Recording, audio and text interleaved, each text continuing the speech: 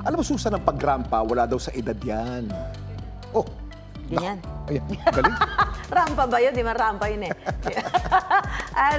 Oo naman, Kuya Kim. Ngayong mainit ang panahon, ang marami ayaw maggagalaw. Naiinitan eh, di ba? Pero ibahin nyo ang mga lolo't lolang ipakikilala namin. Parang yung mga guest natin kahapon. Oo. Lumipas ba ng panahon, patutunayan nilang sila ay wala pa ring kupas. At hindi ka ba rarampa kung nasa 100,000 pesos ang pwedeng mapanalunan? Yan ang aking kwentong dapat alam mo. Ibahin nyo raw ang mga lolo't lola sa Santa Cruz, Laguna.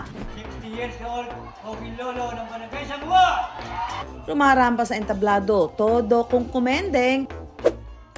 Siyempre, papasalamat ako sa Panginoon. At may ibubuga pa raw sa patalasan ng wisyo. Sa larangan ng beauty pageants, patutunayan daw nilang hindi pa sila napag-iiwanan ng panahon.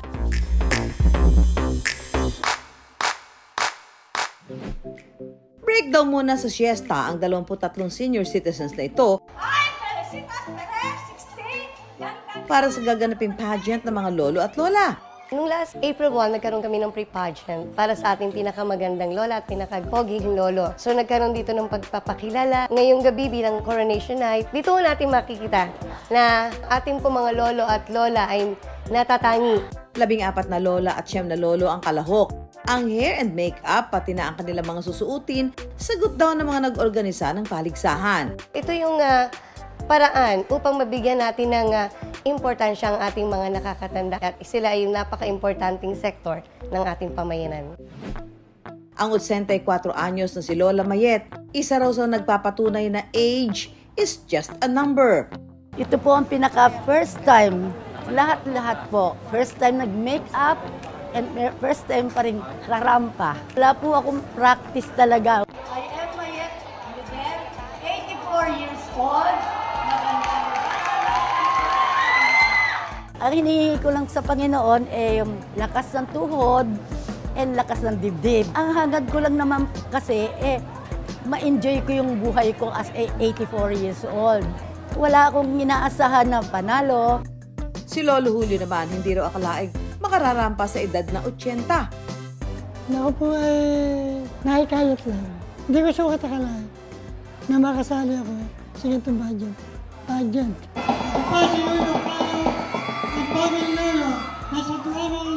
Ang dami kong kabataan nakasali ako, pinakamatanda. Sana swerte, may laban pa. Kahit matanda na.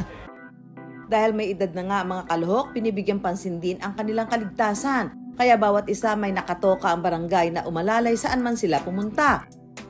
Pagpatak ng alas 7 ng gabi, nagniningning na ang mga kasuotan ng mga lolo't lola. My name is Teresita G. Faustino, 71 years old. Magandang gabi po. Ako po si Primo Calma, 64 years old, ang poging lolo ng Barangay Bagong Bayan.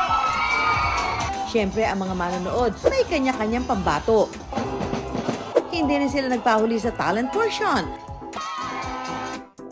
Ang contestant number 14 na si Lola Mayet rumampa, suot ang kanyang shimmering red gown. Dashing gentleman naman ang contestant number 1 na si Lolo Julio. Sa Q&A portion, ibinahagi rin ng mga kalahok ang kanilang walang kupas na wisyo. Kung may nais po kayong itama sa mga pagkakamaling nagawa nyo noon, ano po ito at bakit? Ako po ay naging dasinggero at ako po ay sumuway sa aking mga magulang. Kaya ako po ngayon ay masaya na po dahil nagsisipo ako sa aking mga kasalanan.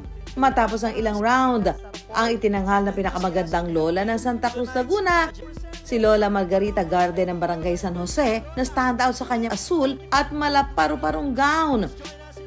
Nanaig naman ang gwaping poses ni Lolo Panchito Cruz mula Barangay Calyos, kaya siya ang pinarangalang pinakapoging lolo. Hindi man pinalad sina Lola Mayet at Lolo Julio, hindi raw nila inaasahang mararanasan pa raw nilang magpaganda at magpapogi kahit ngayong gabi lang. Keep moving and fight for the good fight.